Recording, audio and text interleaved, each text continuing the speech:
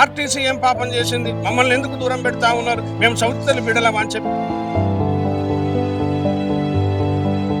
మేము వేరే వాళ్ళం కాదు, మా మీద అనుమానాలు అక్కర్లేదు. మీరు పిలిచి బిడ్డ రాండి అని ఉండి మీ దగ్గరికి మేము వస్తానికి సిద్ధంగా ఉన్నాం.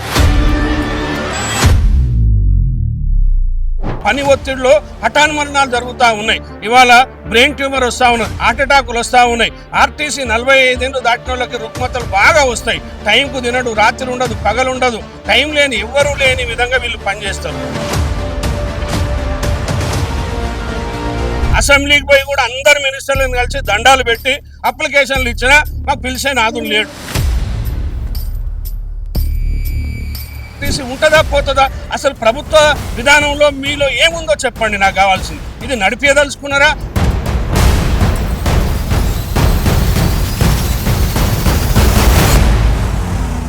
ఆర్టీసీ కార్మికులు మరొకసారి చెలో సెక్రటేరియట్కు పిలుపునియడం జరిగింది. గతంలో చూసుకున్నట్టయితే జంగ్ సైరన్కి అంటే సమ్మెకు పిలుపునియడం జరిగింది. కొన్ని అనివార్య కారణాల వల్ల ప్రభుత్వ రిక్వెస్ట్ మేరకు దాన్ని కొన్ని రోజుల పాటు వాయిదా వేసుకోవడం జరిగింది. కానీ ఈసారి మాత్రం తగ్గేదే లేదు అంటూ కూడా ఆర్టీసీ కార్మికులంతా కూడా కదం తొక్కడం జరుగుతుంది. ఇందులో భాగంగానే తమ హక్కుల సాధన కోసం 24వ తేదీన చెలో సెక్రటేరియట్కు పిలుపునివ్వడం జరిగింది. ఇందులో భాగంగానే అన్ని డిపోలలో కార్మికులను కావచ్చు ప్రతి ఒక్కరిని కూడా కదుపుతూ తమ హక్కులు ఏవైతే ఉన్నాయో తమ సమస్యలు ఏవైతే ఉన్నాయో వాటన్నిటి కూడా వారందరికీ చేరవేస్తూ కూడా గోడ పత్రికను విడుదల చేస్తూ జేఏసీ నాయకులంతా కూడా డిపోల వెంట వెళ్ళడం జరుగుతుంది. ప్రస్తుతం మనతో పాటు మాట్లాడడానికి జేఏసీ నాయకులు థామస్ రెడ్డి గారు. సో చెప్పండి, గతంలో సమ్మెకు పిలుపునివ్వడం జరిగింది, కొన్ని కారణాల వల్ల వాయిదా వేసుకోవడం జరిగింది. మళ్ళీ ఈసారి కూడా చెలో సెక్రటేరియట్ పిలుపునివ్వడం జరుగుతుంది. సో ప్రధానంగా ఏం డిమాండ్లు ఉన్నాయి? మేము ప్రధానంగా ఏంటంటే గత ప్రభుత్వము ఏం పనిచేయలేదని చెప్పిన అపవాదం ఉంది. రెండోది వాళ్ళేమో బిల్ పాస్ చేసిన గవర్నర్ తోటి అపాయింటెడ్ డే ఇవ్వకపోవడం వలన ఈ ప్రభుత్వంలో మెర్జ్ అనేది ఆగిపోయింది. అది ప్రధానమైనటువంటి సమస్య. ఆ తర్వాత ప్రభుత్వంతో మాకు సమానంగా జీతభత్యాలు కానీ, తర్వాత రావాల్సిన బకాయిలు కానీ, రిటైర్డ్ అయిన వాళ్ళు కానీ, తర్వాత కొత్త బస్సుల ఆధునీకరణ, యూనియన్లు ఇస్తామని చెప్పి ఈ ప్రభుత్వం మేనిఫెస్టోలో పెట్టింది. మేనిఫెస్టోలో పెట్టి మేము అన్నీ ఇస్తామని చెప్పడం వల్ల ఈ ప్రభుత్వానికి అండగా మేము ఓట్లేసినాం. అందరం కూడా ఈ ప్రభుత్వాన్ని గెలిపించిన తర్వాత గౌరవ ముఖ్యమంత్రి గారు ఒక మాట చెప్పిండ్రు, వారియర్స్ లాగా ఆర్టీసీ వాళ్ళు పనిచేసిండ్రు, మమ్మల్ని గెలిపించారు, తప్పకుండా వీళ్ళకి చేస్తే నాకు టైం కావాలన్నారు. అప్పుడు ప్రభుత్వ ఉద్యోగులతో మేము దాంట్లో మమేకమై ఉన్నాం ఆ రోజు కూడా. సో అటువంటిప్పుడు 6 నెలలు అన్నాం. 6 నెలల తర్వాత నుంచి మేము ఎన్నిసార్లు ఏదడిగినా కానీ ఈ ప్రభుత్వం మాకు ఇప్పటిదాకా మొండి చేయ చూపెట్టింది కానీ మమ్మల్ని ఎక్కడ దగ్గర తీయలేదు. రెండోది అయినా కానీ కార్మికులకు చాలా ఇబ్బందులు ఉన్నాయి. ఒకదికు పిఆర్సీలు లేవు, ప్రభుత్వ విలీనం లేదు, ఆ ప్రక్రియ అపాయింటెడ్ డే అని వీళ్ళు ఇవాళ చట్టం జరిగింది. మరి ఆ చట్టాన్ని వీళ్ళు గౌరవించాలి. ఆ చట్టం అమల్లో ఉంటుంది. ఆ చట్టాన్ని మరి రద్దు చేసి మేము చేయము అంటే మాకు అభ్యంతరం లేదు. మరి మా చట్టం పవర్లో ఉన్నప్పుడు దాన్ని చేస్తా అన్నటువంటి ప్రభుత్వం మీరు ఇచ్చిన మాట నిలబెట్టుకోవాలన్న దృక్పథంగా మేము చాలా సార్లు ఈ ప్రభుత్వానికి నోటీసులు ఇచ్చినాం, లెటర్లు ఇచ్చినాం, యాజమాన్యానికి మంత్రులను కలిసినాం, ముఖ్యమంత్రి దగ్గరికి పోయినా కానీ అపాయింట్మెంట్ దొరకలే. అయినా కానీ చాలా ఉద్యమాలు చేసినాము. చలో బస్ భవన్లు పెట్టినాము, మనం ఇందిరా పార్క్ పెట్టినాము, కార్మిక కదం పెట్టినాము, జిల్లా కలెక్టర్లకు మెమోరాండాలు ఇచ్చినాము, జిల్లా అధికారులకు మెమోరాండాలు ఇచ్చినాము, నల్ల బ్యాడ్జీలు అంటే శాంతియుత పోరాటం ఇప్పటి వరకు చాలా సార్లు అనర్గళంగా చేసినప్పటికీ ఈ ప్రభుత్వం దగ్గరికి రానియలే. కాబట్టి ఇప్పుడు జటిలమైన సమస్య వచ్చింది. ఇది ఆఖరి పోరాటంగా మేము భావిస్తూ ఉన్నాం. కాబట్టి ఇవాళ చలో సెక్రటరేట్ అని చెప్పి గట్టి ఒక నినాదం ఇవ్వడం జరిగింది. దాంట్లో ప్రధానంగా ఏంటంటే ఈ ప్రభుత్వం ఇచ్చినటువంటి ఏదైతే మన బడ్జెట్లో పెట్టినటువంటి ఆనవాయితీ ఉందో దాన్ని ఫుల్ఫిల్ చేయమంటున్నాం. మేము కొత్తగా ఏం అడగట్లేదు. మీరు ఏది ఇస్తానో అది ఇవ్వండి, మా మీద అనుమానాలు మీకు అక్కర్లేదు. మేము కూలి సంఘాల లీడర్లం, మా కులాలతోటి, మతాలతోటి, పార్టీలతోటి సంబంధం లేదు.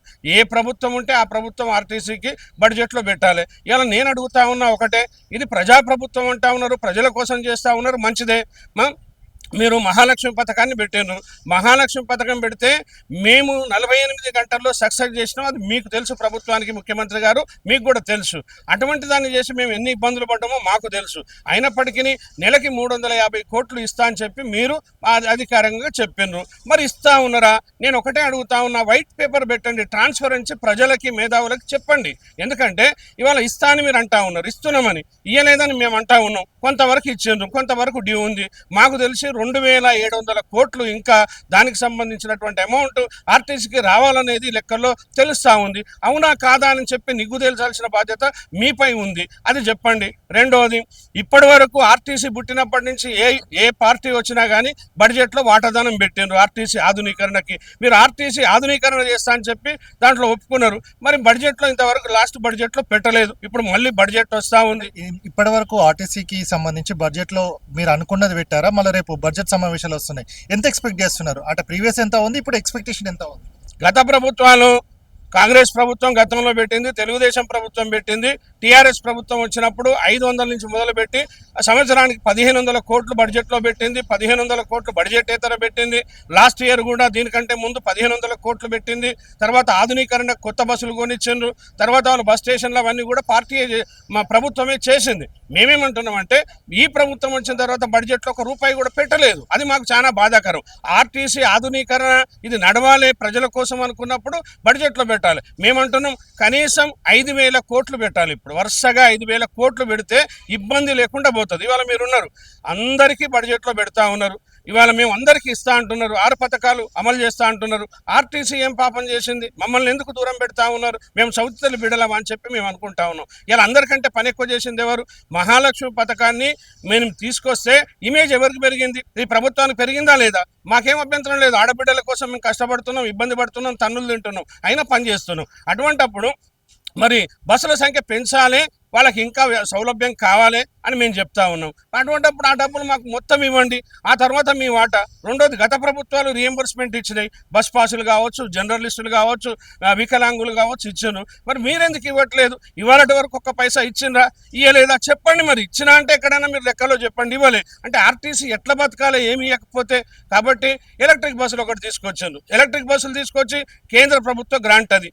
ఆ బస్సులు ఏం చేస్తాయి? వాళ్ళు ఇవాళ ఒలక్టో కంపెనీకి, జేబీఎం అట్లాంటి కంపెనీలకు ఇస్తారు. ఇచ్చి ఒక్కొక్క బస్కి 36 లక్షలు వాళ్ళు సబ్సిడీ ఇస్తూ ఉన్నారు. అది వాళ్ళకి పోతుంది. మళ్ళీ మీరేం చేస్తూ ఉన్నారు? ఆర్టీసీకి రూపాయి ఇవ్వకపోగా మా మీద ఆ బస్సులను పెడతా ఉన్నారు. ఇప్పుడు వాటికి సంబంధించిన కరెంటు బిల్లును కూడా ఆర్టీసీ, అంటే ప్రైవేటు వ్యక్తికి సంబంధించిన, అంటే ఎలక్ట్రికల్ బస్సులు కదా, ఆ విద్యుత్ ఛార్జీలు కూడా ఆర్టీసీ భరిస్తుంది. దాని మరి మైనస్ ఎవరు? దానికి ఎవరు బాధ్యత వహిస్తారు? ఇది చెప్పాలంటే ఇలా ప్రభుత్వం యాజమాన్యం కూడా వాస్తవాలు చెప్పాల్సిన అవసరాన్ని మేము చాలా సార్లు మీడియా సాక్షిగా అడిగితే వాళ్ళు చెప్పట్లేదు.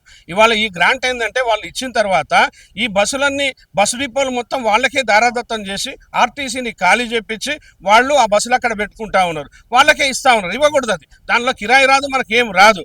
తర్వాత పవర్ పాయింట్లు పెడితే ఒక్కొక్క బస్కి, ఒక్కొక్క డిపోకి 10 కోట్లు, 100 కోట్లు, 8 కోట్లు, 10 కోట్లు అట్లా వస్తుంది పవర్ని బట్టి. మరి దాన్ని ఎవరు పెడుతున్నారు అంటే ఇంతవరకు క్లారిటీ లేదు. రెండోది, కరెంటు బిల్లులు వస్తాయి, లక్షల రూపాయల బిల్లులు వస్తాయి. అవి ఎవరు కడుతున్నారు అంటే వాళ్ళు కడుతున్నారా వీళ్ళు కడుతున్నారా చెప్పాలి. అది చెప్పట్లో తప్పు లేదు. యూనియన్లు అడుగుతున్నాయి, ప్రజలు అడుగుతున్నారు, మరి మేధావులు అడుగుతున్నప్పుడు చెప్పాల్సిన బాధ్యత ప్రభుత్వం పైన చెప్పట్లేదు. కానీ ఆ బస్సులు తీసుకురావడం వల్ల ఇలా కేంద్ర ప్రభుత్వం ఉంది. కేంద్ర ప్రభుత్వం గతంలో కూడా JNNUR బస్సులు ఇచ్చింది. 2 గ్రాంట్లు, వాళ్ళ షేరు వీళ్ళ షేరు, ఈ ప్రభుత్వానికే రాయితీ ఇచ్చింది. మరి ఇప్పుడు కూడా కేంద్ర ప్రభుత్వం ఆనాడు కూడా తాయిలా పడ్డటువంటి ఈ కంపెనీలు ఏదైతే ఈ ప్రభుత్వ రంగ సంస్థలు ఉంటాయో వాటిని అమ్మేయండి, అమ్మేస్తే మీకు ఇన్సెంటివ్ 1000 కోట్లు ఇస్తామని కూడా చెప్పారు.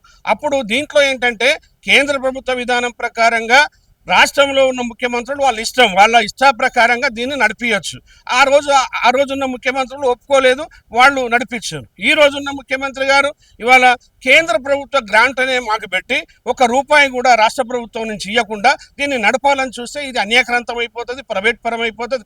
కారణం ఏంటంటే ఇవాళ కేంద్ర ప్రభుత్వ విధానంలో సొంత అంటే పర్మనెంట్ ఎంప్లాయీ ఉండొద్దు, ఇన్సెంటివ్ ఉండొద్దు, తర్వాత వాళ్ళకి పెన్షన్లు రావద్దు, వాళ్ళకి జీతాలు ఎక్కువ ఇవ్వద్దు. అంటే 3rd పర్సన్ అవుట్ సోర్సింగ్, అంటే ఏజెన్సీల ద్వారా కార్మికులను రిక్రూట్మెంట్ చేసి తాత్కాలికంగా పెట్టాలంటారు. అటువంటివి పెడితే ఇక్కడ రక్షణ ఉండదు, డబ్బులతోటి ఇబ్బందికర పరిస్థితులు వస్తాయి. కాబట్టి ఈ ఆర్టీసీలు ఉండవు, భూములు ఉండవు, డిపోలు ఉండవు. తర్వాత ఎవరు పర్మనెంట్ ఎంప్లాయీ లేకపోయినప్పుడు ప్రజా రవాణాకి చాలా ఇబ్బంది జరుగుతుంది. నేను ఒకటి అడుగుతా ఉన్నా మీ సాక్షిగా, ఇలా ప్రజా రవాణాకి ప్రపంచంలోనే ప్రాధాన్యత ఉంది, దేశంలో ఉంది, రాష్ట్రంలో ఉండాలి. ముఖ్యమంత్రి గారు కూడా నేను మీ ద్వారా రిక్వెస్ట్ చేస్తా ఉన్నా, ఇవాళ మీరు ఎలక్ట్రిసిటీ 11,000 కోట్ల లాస్లో ఉంది, వాళ్ళకి డబ్బులు ఇస్తున్నారు, 1000 కోట్లు పెట్టి వాళ్ళని కాపాడుతున్నారు, మంచిదే, మాకు అభ్యంతరం లేదు. ఇవాళ మెట్రో ఉంది, మెట్రోని మీరు తీసేసి ఇవాళ మీరు హస్తగతం చేసుకుంటా ఉన్నారు, మంచిదే, మాకు వ్యతిరేకం లేదు.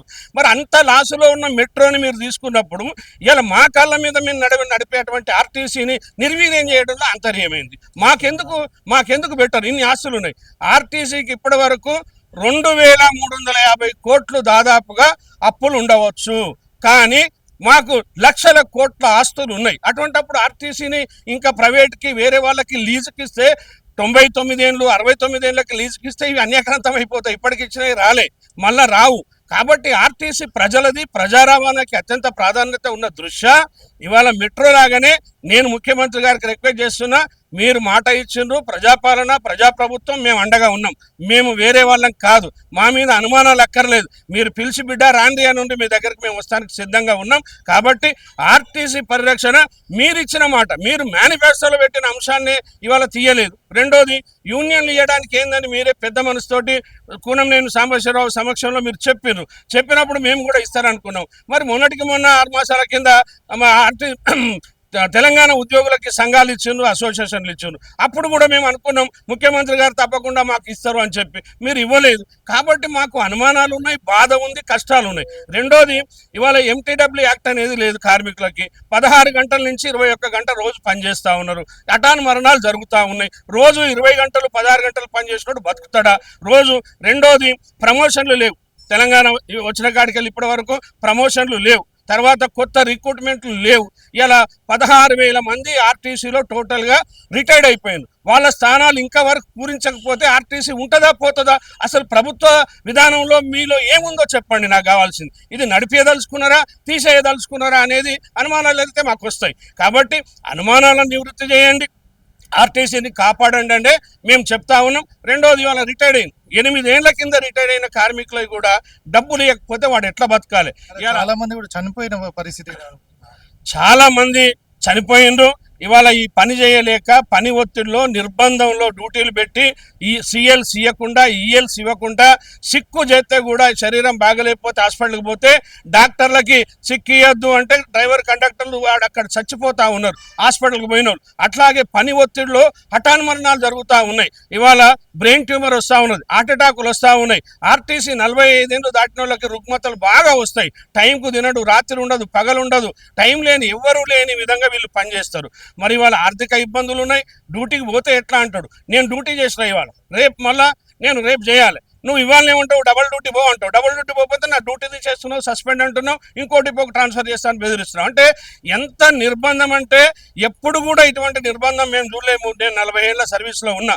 అటువంటి నిర్బంధంలో కార్మికులు హఠాన్ మరణాలు. మీరు ఒకటే, నేను మీ సాక్షిగా మీ సమయం సాక్షి తరఫున ముఖ్యమంత్రి గారికి రిక్వెస్ట్ చేస్తున్నా, అయ్యా ముఖ్యమంత్రి గారు మీరు ఒక్కసారి లెక్కలు తీయండి, మా పరిస్థితి ఎంతమంది చచ్చిపోయారో తెలుస్తుంది. వేరే డిపార్ట్మెంట్లకు మాకు చూసినట్టుంటే చాలా మంది హఠాన్ మరణాలు ఉన్నాయి, చావుల పాలవుతా ఉన్నారు, భయపడుతూ ఉన్నారు. రాత్రి రేపు డ్యూటీకి ఎట్లా పోవాలి, డిఎం బెదిరించిండని పోతా ఉన్నారు. ఏమీ తెలియక ఆత్మహత్యలు చేసుకుంటా ఉన్నారు. అది చాలా బాధాకరం. కాబట్టి నేను రిక్వెస్ట్ చేసి వాళ్ళకి చేయమంటున్నా. రెండోది మా అందరిది కూడా ఒకటే, ఇది ఆఖరి దక్క. ఏమన్నా కానీ సెక్రటరేట్ చలో సెక్రటరేట్ అని చెప్పి పేరు పెట్టినాం. ఈసారి కార్మికులందరూ, గతంలో వాళ్ళు లేరు వీళ్ళు లేరు అన్నారు, కార్మికులారా కదలరా అన్నాం. ఆసిఫాబాద్ నుంచి మొదలు పెడితే మిగతా చివరి వరకు అన్ని డిపోలు ఎక్కడికక్కడ అన్నా మేము సైతం అని చెప్పి ఇవాళ ఉవ్వెత్తున నివిరుగప్పిన నిప్పులాగా కార్మికులంతా ముందుకు వస్తూ ఉన్నారు. అది ప్రభుత్వం చూడాలి. మీకు నివేదికలు ఉంటాయి, మీడియా ద్వారా ఉంటుంది, అట్లాగే ఇంటెలిజెన్స్ ఉంటుంది. మీరు వాస్తవాలు తీసుకోండి. మేము వ్యతిరేకం కాదు, ఇస్తే మీకు పేరు వస్తుందా రాదా అనే అనుమానం కొంతమంది పెద్దలు నన్ను అడిగారు. నేను ఏ ప్రభుత్వం పనిచేస్తే ఆ ప్రభుత్వానికి అనుకూలంగా ఆర్టీసీ ఉద్యోగులుగా, నాయకులుగా మేము ఉంటాం. మేము ఎమ్మెల్యే ఎన్నికల్లో మేము స్వయంగా స్టేట్మెంట్ ఇచ్చినామా లేదా? కాంగ్రెస్ ఓట్లు వేయండి అని ఇచ్చినాం, మరి ఎంపీ ఓట్లకు వేయండి ఇచ్చినాం, నిన్న ఓట్లు వేసినాం. రేపు జిహెచ్ఎంసీ ఎన్నికలు ఉన్నాయి. ఆర్టీసీ ఉద్యోగులు హైదరాబాద్ సిటీలో దాదాపు 25 నుంచి 30,000 మంది ఉద్యోగులు ఇక్కడి నుంచి పనిచేస్తారు, ఓటర్లు ఉన్నారు. మరి వాళ్ళ కుటుంబాలు ఉంటాయి, వాళ్ళ శ్రేయోభిలాషులు ఉంటారు. ఈ ఓట్లన్నీ కూడా మీకు వద్దా? మేము వేయొద్దా? వద్దంటే ఊకుంటామా? డెఫినెట్గా వేస్తాం. ఎప్పుడు వేస్తాం? మా కడుపులు మార్చకండి. మాకున్న ఇబ్బందులు ఏదైతే చెప్తా ఉన్నామో ఇమీడియట్గా మీరు ఆర్టీసీ మీద ఒక రివ్యూ చేయండి ముఖ్యమంత్రి గారు. మేము అడిగినాం, ఏదన్నా చెప్పుకుందామంటే ఎవరు వినరా. అసెంబ్లీకి పోయి కూడా అందరు మినిస్టర్లను కలిసి దండాలు పెట్టి అప్లికేషన్లు ఇచ్చినా మాకు పిలిచే నాదులు లేడు. మేము సీఎంఓలో ఎన్నోసార్లు లెటర్లు ఇచ్చినాం అపాయింట్మెంట్ కావాలని. గౌరవ ముఖ్యమంత్రి గారికి ఇప్పటికి చెప్తున్నాం, మేము వ్యతిరేకం కాదు, మాకు ఏ కలర్ బుయ్యకండి, మేము ట్రాన్స్పరెన్సీగా ఉన్నాం. ఎవరు ఆదరిస్తే వాళ్ళకి మేము పనిచేయడానికి సిద్ధంగా ఉన్నాం. కాబట్టి ఇవాళ చలో సెక్రటేరియట్ అని చెప్పి మేము పెట్టినాం. ఈ ప్రోగ్రామ్ని విచ్ఛిన్నం చేస్తే బాగుంటుందని మీరు చేయొద్దు ఇవాళ. ఎందుకంటే కార్మికులు కడుపు మండి వస్తూ ఉన్నారు. మేము సెక్రటేరియట్ ఎందుకు పెట్టినామంటే మీ దృష్టిని ఆకర్షించాలి. ఇలా మేధావులు, మీడియా అందరూ కూడా, మీ ఇంటెలిజెన్స్లు అందరూ కూడా మా బాధలైందని చెప్పి మీకు చెప్పాలన్న దృక్పథమే తప్ప వ్యతిరేకత కాదు అని మళ్ళీ కూడా చెప్తా ఉన్నా నేను. దీనికి కొంతమంది గిట్టని వాళ్ళు వీళ్ళ కలరేసి ఇది తప్పు ఆర్టీసీలు అంటా ఉన్నారు. ఆర్టీసీ ప్రభుత్వానికి వ్యతిరేకం కాదు, ముఖ్యమంత్రి మీద గౌరవం ఉంది. మమ్మల్ని పిలవండి, మాట్లాడండి. 24 దాకా రేపు ఎల్లుండో పిలిచి మాట్లాడి మా సమస్య పరిష్కారానికి మీరు శ్రీకారం చుడితే తప్పకుండా మీ అంట మేము ఉంటామని చెప్తా ఉన్నాం. లేకపోతే ఒకవేళ కార్మికులు నిర్ణయించుకున్నారు చూడండి, ఇప్పుడు గిన ఈ చలో సెక్రటేరియట్లో మమ్మల్ని ఇబ్బంది పెట్టి పర్మిషన్ల పేరు మీద జైలు అని, పోలీస్ స్టేషన్లని ముందస్తని చెప్పి ఇబ్బందికర పరిస్థితి పెట్టి కార్మికులని అధోగతి చేసి గతంలో లాగా చేస్తే జైలు బరో కూడా వెనకాడకుండా అందరం మేమే స్వచ్ఛందంగా జైలుకు పోవడానికి చేసి నిర్ణయం తీసుకుంటుంది. ఇందులో ఇబ్బంది లేదు. కాబట్టి మా విధానం ప్రభుత్వాన్ని ఇబ్బంది పెట్టాలని కానీ, ప్రభుత్వాన్ని విమర్శించాలని కానీ లేదు. ప్రభుత్వానికి అనుకూలంగా ఉన్నాం. మీరు కూడా మా వాస్తవాలు తెలుసుకొని మాకు తగు న్యాయం చేయాలని చెప్పి మీ ద్వారా రిక్వెస్ట్ చేస్తా ఉన్నాం. సో మొత్తంగా ఇది ఆఖరి దక్క అని ఆర్టీసీ కార్మికులు ఈసారి మాత్రం తమ తడాకా ఏందో చూపాలని, ఎందుకంటే మేనిఫెస్టోలో చెప్పిన అంశాలు ఏవైతే ఉన్నాయో వాటన్నిటి కూడా సాధించుకోవాలంటే మాత్రం సెక్రటేరియట్కి వెళ్ళాలి అని చెప్తున్న నేపథ్యం ఉంది. ఎందుకంటే రిటైర్మెంట్ బెనిఫిట్స్ కూడా రాక చాలా మంది కూడా రోజు మన పేపర్లో చూడడం జరుగుతుంది, చనిపోయిన సందర్భాలు ఉన్నాయి. కాబట్టి తమకు రావాల్సిన హక్కులనే అడుగుతున్నామని మహాలక్ష్మి ద్వారా కావచ్చు, బకాయిలు కావచ్చు, అలాగే ఇప్పటి వరకు బడ్జెట్లో కేటాయింపుల వరకు అంకెల గారెడి మాత్రమే ఉంది. కేటాయింపులు అంటే సిచ్యువేషన్ చూస్తే మాత్రం అంకెలన్నిటి కూడా గారెడిలాగా కనబడుతున్నాయని కూడా చెప్తున్నాయి. సో మొత్తంగానైతే తమకు న్యాయంగా రావాల్సిన హక్కుల కోసం పోరాడుతున్నామని ప్రతి ఒక్క కార్మికుడు మాత్రం చలో సెక్రటేరియట్కి తప్పనిసరిగా రావాలని, తమ హక్కులను సాధించుకోవడానికి ఇదే ఆఖరి దక్క అని తమ చెప్పడం జరుగుతుంది. వీడియో ప్రభాకర్తో గణేష్, సమయం టీవీ, హైదరాబాద్ నుంచి.